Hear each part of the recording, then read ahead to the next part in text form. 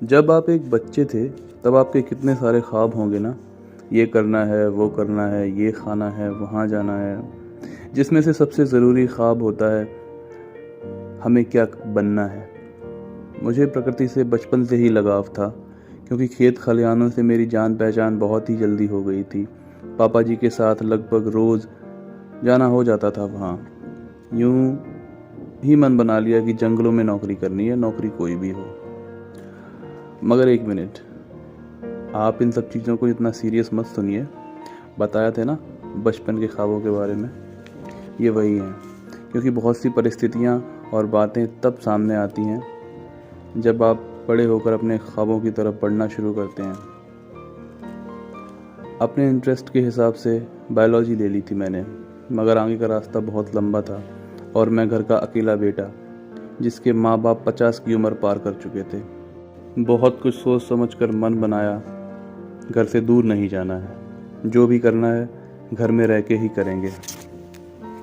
अब घर में रह के क्या कर सकते हैं। कहीं से ऑप्टोमेट्री के बारे में पता चला कि 4 साल की पढ़ाई के बाद आप आंखों की देखभाल करने के काबिल बन जाएंगे। बात थोड़ी बहुत समझ में आई और ऑप्टोमेट्री में एडमिशन ले लिया। फर्स्ट ईयर सेकेंड ईयर तक ऑप्टोमेट्री सिर्फ पढ़ाई नहीं, मेरा प्यार बन चुकी थी। और मैं बहुत क्लियर था कि डिग्री कंप्लीट होने के बाद खुद का एक क्लिनिक शुरू करके अपने लोगों की सेवा करूंगा और मम्मी पापा की देखभाल भी करता रहूंगा। मेरे आसपास रिश्तेदारों में मैं ही एक अकेला था जो ये कोर्स कर रहा था। बहुत लोगों को तो इसका नाम तक नहीं पता था। तो बस सब कुछ अच्छा चल रहा था। कॉलेज, दोस्त, पढ़ाई, मस्ती, फेसबुक, इंस्टा, यही सब था मेरी 24 घंटे की रूटीन में। एक दिन फेसबुक पर एक आईडी पे नज़र पड़ी, Mariam Shaikh studying MBBS from Sultanpur medical college. नीचे अपने कस्बे का नाम देखकर मुझे इस प्रोफाइल में रुचि बढ़ी, मगर ज़्यादातर प्रोफाइल्स की तरह वो भी लॉक्ड थी। मैंने देखते ही देखते रिक्वेस्ट भेज दी। अच्छा लगा था मुझे ये जानकर कि कोई मेरे छोटे से कस्बे से भी डॉक्टर बनने वाला है, मगर उम्मीद भी थी कि रिक्वेस्ट एक्सेप्ट नहीं होगी, मेरी ज़्यादातर रिक्वेस्ट की तरह। इतने सब के बाद मैं अपनी दुनिया में मस्त हो गया। एक दिन अचानक मेरी फीड पर मरियम शेख के पोस्ट दिखने लगे। मैंने झट से प्रोफाइल खोली तो रिक्वेस्ट एक्सेप्ट हो चुकी थी। मेरे शर्मीले नेचर की वजह से मुझे लगभग 1 महीना लग गया मरियम को हाय बोलने में, और लड़की खुद आगे बढ़ के बात शुरू करे, ऐसा हमारे यहाँ कभी कभी होता था और मेरे साथ तो कभी नहीं हुआ था। खैर, जो भी हो, मरियम ने ज़्यादा वक्त नहीं लिया रिप्लाई करने में। एक शुरुआती चैटिंग की तरह हमारी भी बातें शुरू हुई। कभी दिन के मैसेजेस वो रात में पढ़ती, कभी मैं उसके रात वाले मैसेजेस सुबह देख पाता। अभी हम दोनों एक दूसरे को जान ही रहे थे, कहाँ पढ़े हैं, कहाँ रहे हैं, ब्ला ब्ला, सब अच्छा चल रहा था। वो सुना है ना, अभी मेरे ऐब नहीं दिखेंगे तुम्हें, अभी मुलाकात नई नई है। उसने अपनी स्कूलिंग अपने मामू के घर अलीगढ़ से की थी और वहीं से फिर डॉक्टर बनने का सपना देखा। वो अभी 3rd ईयर में थी और मैं अभी अपनी 2nd ईयर में। और हाँ, मेरे ही कस्बे के नवीन बस्ती में उसके वालिद का मेडिकल स्टोर था। जब उसने बताया अपना घर तो मैंने वैसे तो हाँ कर दिया कि मैं जानता हूँ, लेकिन एग्जैक्ट नहीं पता था मुझे। ज़्यादा रहा नहीं था मैं घर, और उसके घर की तरफ जाना नहीं हुआ। बातें करते करते हमें लगभग 6 महीने हो चुके थे। हमारी रिप्लाई की स्पीड भी अच्छी खासी हो गई थी और हम मैसेंजर से व्हाट्सएप और कॉल तक पहुंच गए थे। कुल मिलाकर हम अच्छे दोस्त बन गए थे। हमारी दोस्ती की वजह यूं ही कोई फेसबुक या भिड़ंत नहीं थी, बल्कि हमारे रास्ते थे जो कहीं ना कहीं एक मंजिल पे जा रहे थे।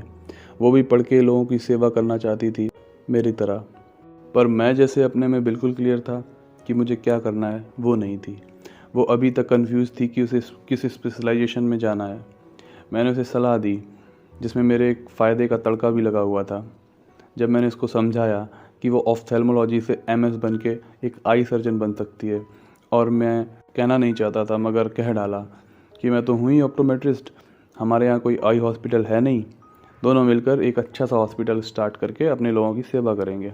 लगभग 1 मिनट की खामोशी के बाद वो बोली, और कब तक रहेंगे हम दोनों साथ? मेरे पास नहीं था जवाब, चुप ही रहा मैं।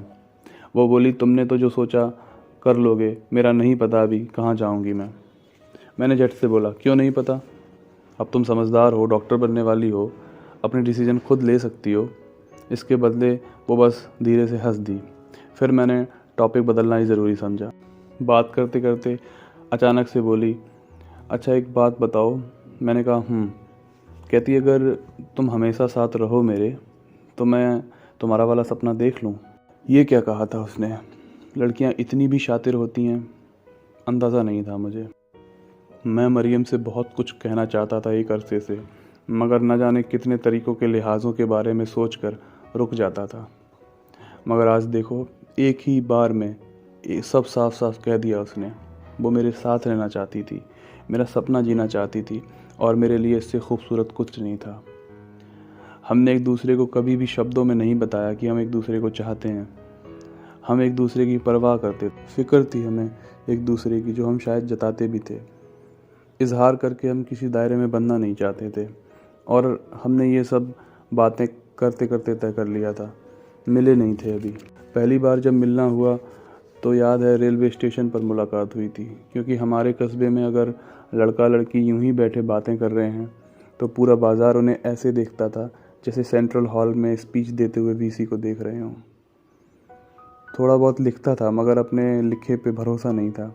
बड़ी मशक्क़त के बाद किसी शायर की 2 लाइनें पसंद की और उसकी तारीफ़ में, यूं तो मिला हूँ तुम्हारे नाम की कई लड़कियों से मैं, तुम्हारा नाम फ़कत तुम ही पे अच्छा लगता है।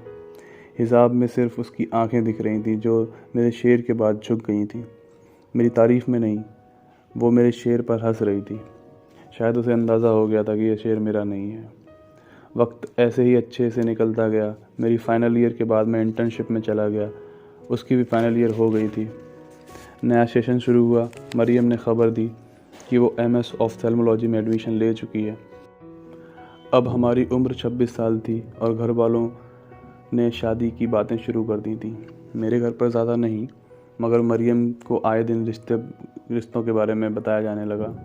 उसका कहना था कि अभी पढ़ना है मुझे। घर वाले कहते थे शादी के बाद पढ़ते रहना। जैसे तैसे मरियम ने अपना MS पूरा किया और मैं भी 2 साल जॉब कर चुका था NCR में। अब क्लिनिक के लिए मैं घर आ गया था। मरियम खुश थी। हम दोनों क्लिनिक का नाम नक्शा डिस्कस करते रहते थे। एक दिन मरियम का फ़ोन आया। उसने बताया कि उसने सब बता दिया है घर में। उसके लिए एक लड़का पसंद करके रखा था उसके अब्बू ने। कहाँ तक टालती वो, कहाँ तक करती वो बहानेबाजी। रोते रोते कहने लगी, हम गलत थे। मैं ज़रूर बड़ी हो गई हूँ, मगर मेरे हाथों में कुछ नहीं है। अब्बू मान नहीं रहे हैं। लड़का न्यूरोसर्जन है लखनऊ में। जब मैंने तुम्हारे बारे में बताया, तुम ऑप्टोमेट्रिस्ट, ऊपर से हमारी ज़ात बिरादरी से भी अलग, तो मेरी बात उन्होंने सिरे से खारिज कर दी। मैं बस सुनता जा रहा था, देखे जा रहा था मेरे सामने मेरे सपनों का महल भरभरा कर गिरता हुआ। मैं कुछ समझ तो रहा था, मगर मान नहीं पा रहा था। कुछ कर भी नहीं सकता था। हम दोनों रात भर रोए, और उस रात कौन कब सो गया दोनों को पता नहीं। कुछ करने का सोचूं तो हिम्मत नहीं जुटा पा रहा था।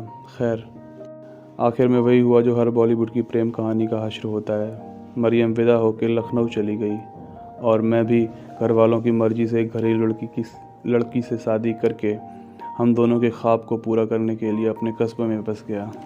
क्लिनिक शुरू किया, जिसमें एक चैम्बर मरियम का भी बनाया था। वो बिल्कुल वैसे ही डिज़ाइन किया गया जैसा मरियम चाहती थी, ये जानते हुए भी कि वो वहाँ 500 किलोमीटर दूर लखनऊ में न्यूरोसर्जन साहब के साथ प्रैक्टिस कर रही होगी। वो चैम्बर यूँ तो स्टाफ को बताया गया मेरा रेस्ट रूम है। दरअसल मैं दिन में एक बार मरियम को याद करने चला जाता था वहाँ। दिन, महीने, साल बीतते गए। मेरे बाल सफ़ेद काले से हो गए थे।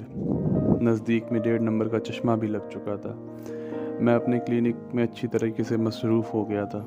एक दिन मेरा किसी काम से कोर्ट जाना हुआ, जहाँ शायद मैं दूसरी या तीसरी मर्तबा गया था। अंदर मुझे मरियम जैसी मोहतरमा दिखी। मैंने अपने जहन को थोड़ा कोसा और आगे बढ़ा, मगर मन नहीं माना और मैंने पलटना मुनासिब समझा। मेरे पलटते ही मेरी आँखें, पाँव या पूरा मैं जम सा गया था। मेरी परिपक्व आँखें धोखा नहीं खा सकती थीं। इस बार सादा से लिबास में, बेतरतीबी से संभले बालों में, मेरे बगल में किसी वकील के बस्ते पे मरियम शेख ही खड़ी थी। साथ में एक बुज़ुर्ग, शायद उसके अब्बू होंगे, शायद इसलिए कि मैंने सामने से आज तक उनको देखा नहीं था। पता नहीं कितने वक्त तक, मगर जब तक वो दोनों मेरे सामने आकर नहीं खड़े हो गए, मैं हिल नहीं पाया वहाँ से। उसने कहा, अभिषेक। मैं फिर भी देखता रहा। उन बुज़ुर्ग ने झूठी खांसी की, तब कहीं जाके मैं इस दुनिया में लौट पाया। और कैसी हो, मेरे मुंह से अचानक निकला। मैं ठीक, मेरे अब्बू हैं ये। मैंने बस नज़रें और गर्दन हिलाकर उनसे नमस्ते की। उन्हें चाय के लिए पास की एक दुकान में बुलाया तो उन्होंने मना कर दिया। छोटी सी औपचारिक मुलाकात के बाद चलने लगे वो दोनों, तो अब्बू का चश्मा नीचे गिरा। कांच के लेंस थे तो टूटना लाजमी था। मैंने उठाकर चश्मा लौटाना चाहा, मगर उसकी हालत देखकर मेरा हाथ रुक गया। मैंने मरियम को बोला, अंकल को ले आना क्लिनिक, वो चश्मा तो काम नहीं करेगा। और हम दोनों एक दूसरे को देखे जा रहे थे। हमें बेवजह एक वजह और मिल गई थी दोबारा मिलने की, बात करने की। वो बोली, कल परसों में आती हूँ। इतना कह के वो दोनों चले गए। अब आप समझ सकते हैं कि वो कल परसों मेरे किस तरह बीते होंगे। फिर भी मरियम ने क्लिनिक में आने में पूरे 8 दिन लगा दिए थे, और इस बीच मैंने पुराने दिनों को याद कर करके इतना पास बुला लिया हो जैसे मरियम का जाना कल परसों की ही बात हो। मरियम जैसे ही क्लिनिक में दाखिल हुई, सब देख के वो थोड़ी भौचक्की थी। वो हर चीज़ गौर से देख रही थी और महसूस कर रही थी सब कुछ वैसा ही था जैसा उसने और मैंने सोचा था एक अरसे पहले। मैंने अपनी केबिन से जैसे ही उन्हें अंदर आते देखा, अपनी तरफ आने का इशारा किया। अंदर आते ही अब्बू को चेयर यूनिट पर बैठने को कहा। मरियम भी पास में बैठ गई। मैंने अब्बू से पूछा, और कोई परेशानी तो नहीं है, जैसा हर पेशेंट से पूछता हूँ, और स्लिट लैंप उनके सामने लगा दी। मैं आई एग्जामिनेशन कर रहा था। मुझे उनकी आंखें भरी भरी लगी। मैंने पूछा, ये पानी कब से आ रहा है? इतना पूछते ही उनकी आंखें छलक आईं। रो रहे थे वो। मैंने मरियम को देखा तो उसकी आंखें पहले से ही झुकी थी। जब मैंने कारण पूछा तो अपनी 70 साल पुरानी आवाज़ में वो बोले, बेटा पता नहीं मेरा तजुर्बा ख़राब था या मरियम की किस्मत। इतना पढ़ लिख कर जब काबिल डॉक्टर बनी तो इसके शौहर ने इसे प्रैक्टिस करने नहीं दी। कहता था मैं काफ़ी हूँ घर चलाने के लिए। मरियम ने अपना दुपट्टा मुंह में दबा लिया था और उसके आंसू नीचे गिर रहे थे। नहीं रहा गया इस घुटन में इससे। बात यहाँ तक बिगड़ी कि 4 साल में ही तलाक दे दिया उसने। अभी अपने खाला के पास रहकर प्रैक्टिस कर रही है दिल्ली में। मेरी तबीयत नासाज रहती है आजकल, तो यहीं रहती है मेरे पास। अब्बू ने पता नहीं क्यों सब कुछ एक बार में साझा कर लिया था मेरे से। मरियम भी नहीं रोक रही थी उन्हें, जैसे वो चाहती थी कि सब पता चले मुझे। मेरे पास जवाब में बोलने के लिए कुछ नहीं था। मैंने अब्बू का चश्मा चेक किया। अब्बू ऑप्टिकल की ओर जाने लगे। उसके बाद यूं ही पूछ लिया मैंने, और कब तक है डॉक्टर साहब यहाँ? एक दो विजिट हमारे क्लिनिक पे भी कर लीजिए। मुस्कुराते हुए मरियम बोली, अब्बू की वजह से आना जाना लगा रहता है, लेकिन यहाँ से जाने का मन नहीं करता, मगर नौकरी तो दिल्ली में है, जाना पड़ेगा। अब्बू की देखभाल करनी है तो आपका केबिन इस क्लिनिक में हमेशा तैयार है डॉक्टर साहब। मेरे मुंह से अचानक निकला। मेरे जवाब के बाद वो भी ऑप्टिकल की तरफ चली गई, इस बात का जवाब दिए बिना। 15 मिनट बाद दोनों केबिन में दाखिल हुए। अब्बू शुक्रिया बोलने आए हैं तुम्हें। मैंने सादर हाथ जोड़े। अरे बेटा, इस चश्मे के लिए नहीं, मेरी बेटी अब यहीं रुक रही है, नहीं जाएगी दिल्ली तुम्हारी वजह से। वो हाथ जोड़ने लगे तो मैंने उनके हाथ पकड़ लिए। यहाँ मेरी आंखों के सामने रहेगी, साथ में प्रैक्टिस भी करती रहेगी, इससे बेहतर और क्या होगा। अब्बू ने अपनी बात पूरी की। मैं खुशी खुशी दोनों को बाहर तक छोड़ने गया। समझ नहीं आ रहा था भगवान इतना खुश क्यों है इन दिनों मुझ पर। अगले 2 दिन में मरियम के केबिन के सामने, या मेरा रेस्ट रूम कह लीजिए, डॉक्टर मरियम शेख MS ऑफ्था का बोर्ड लग चुका था। अंदर सब दोबारा से अरेंज करके चेयर पर एक चमचमाता एप्रन रखा था। भगवान ने सुन ली थी मेरी। जो सपना हम दोनों ने 20 साल पहले देखा था, अनगिनत उतार चढ़ावों के बाद आखिर वो पूरा हुआ। मेरा फेसबुक का प्यार तो मुझे नहीं मिला, मगर जो ख्वाब हम दोनों ने साथ में देखा था सालों पहले अपने लोगों की सेवा करने का, हम आज अपने ख्वाब को जी रहे थे।